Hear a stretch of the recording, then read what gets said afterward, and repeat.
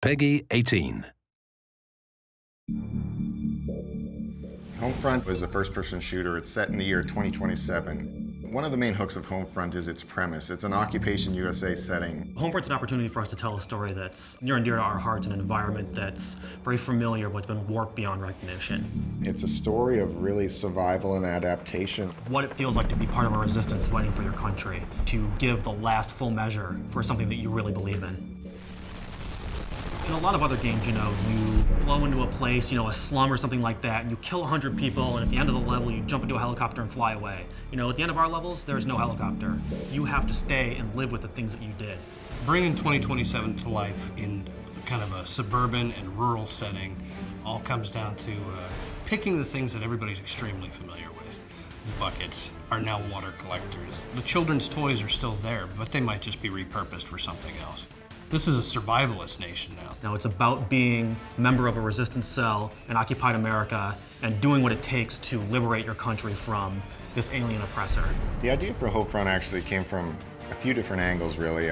One of them was Red Dawn. I watched that, and that was very inspirational. John Milius is like a great American film creator. Apocalypse Now, Red Dawn, and Conan. He's just the type of guy that has this natural creative ability. He just knows when something's good. And he really brings 30 years of storytelling experience to us.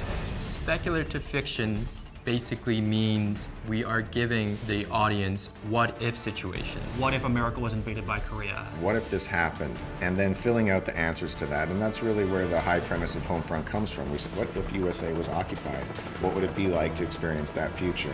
Historically, there are multiple examples of sudden rises and sudden falls. Ancient Greece, Mongolia, Japan. So when you say, how could a mighty power like the USA fall? It's really a combination of elements. It's the decline of the USA due to internal factors and global geopolitical situation.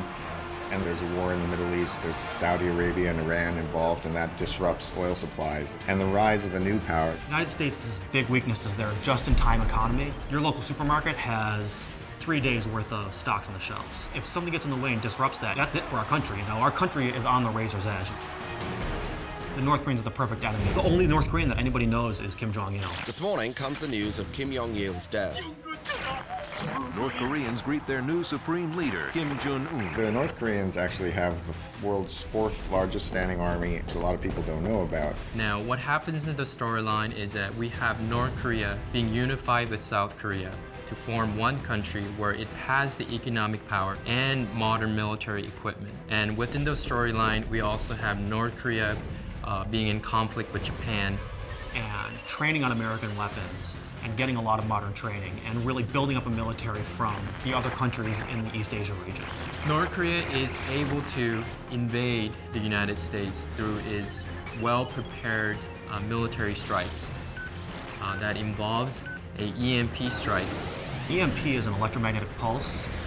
It sends out a particular type of energy that blankets the Earth, and what that does is it deactivates modern electronics.